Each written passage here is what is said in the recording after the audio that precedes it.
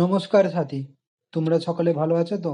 আশা করা যাচ্ছে তোমরা এর আগে নেপালে যে 26C অ্যাপ ব্যান করা হয়েছিল ওই নিয়ে আমি যেই ভিডিওটি করেছিলাম তোমরা সকলেই দেখেছো। এটি তার দ্বিতীয় অংশ। আশা করছি তোমরা সকলে নজর রেখেছো যে নেপালে কি হয়েছে, তার সঙ্গে সঙ্গে পুরো দুনিয়াও এটি নজর রেখেছে নেপালের উপর। কোনো দেশের বেশিরভাগ জনগণ করাপশনের বিরুদ্ধে ক্ষুব্ধ হয়ে সেই দেশের সরকারকেই ভেঙে ফেলে। তাই নিয়েই এই ভিডিও।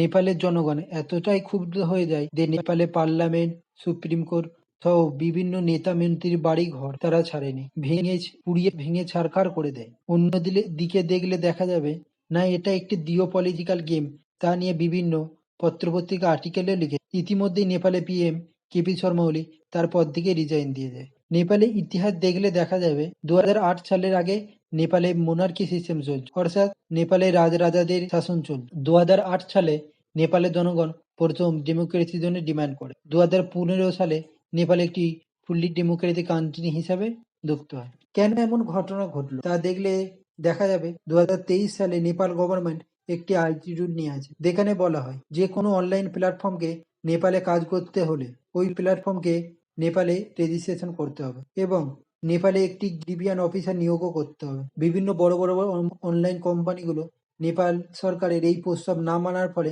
2025 নেপাল গভর্নমেন্ট 26টি বড় বড় প্ল্যাটফর্ম যেমন ইউটিউব, ফেসবুক, মেসেঞ্জার, টুইটার সহ 26টি বড় বড় প্ল্যাটফর্ম ব্যান করে দেয়।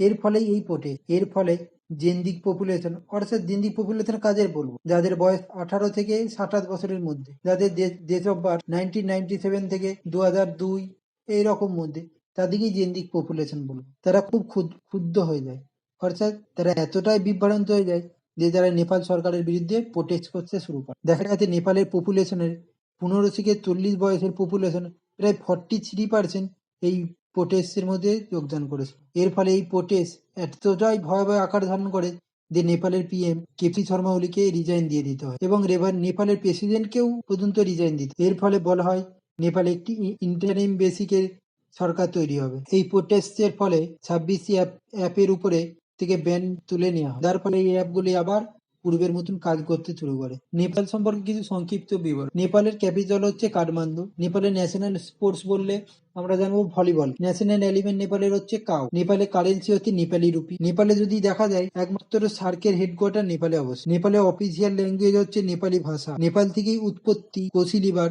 যা পরবর্তীকালে আমাদের বিহারে প্রবেশ করে, যা সরোবর বিহার নামে পরিচিত। নেপাল একটি সম্পূর্ণ ল্যান্ডলক কান্ট্রি। হ্যাঁ, তোমরা হয়তো শুনবে কালাপানি বিবাদ নিয়ে ইন্ডিয়া নেপালের মধ্যে বিবাদ এখনো লেগে আছে। হ্যাঁ, তবে এখন আর্মি পুরোটা নেপালকে কন্ট্রোল করছে। কিন্তু জেন্দিক পপুলেশন চেয়েছিল যে বাহিনসা মতো মানুষকে, অর্থাৎ দিনে একসময় র্যাপার ছিল, নেপালে কাঠমান্ডু থেকে মেয়র ছিল, তাকে পিএম এর জন্য মনোনীত করেছিলেন, কিন্তু তিনি এই পদের জন্য ইন্টারেস্টেড নয়, তিনি জানিয়ে দিই। তবে এখন ইন্টারিম বেসিসে নেপালে সরকার চলছে, দেখা যাক এরপরে কি পদক্ষেপ নেয় নেপালের জনগণ, নেপালের আর্মি। নমস্কার। ভিডিওটি ভালো লেগে থাকলে তোমরা ভিডিওটি লাইক, শেয়ার এবং কমেন্ট করবে।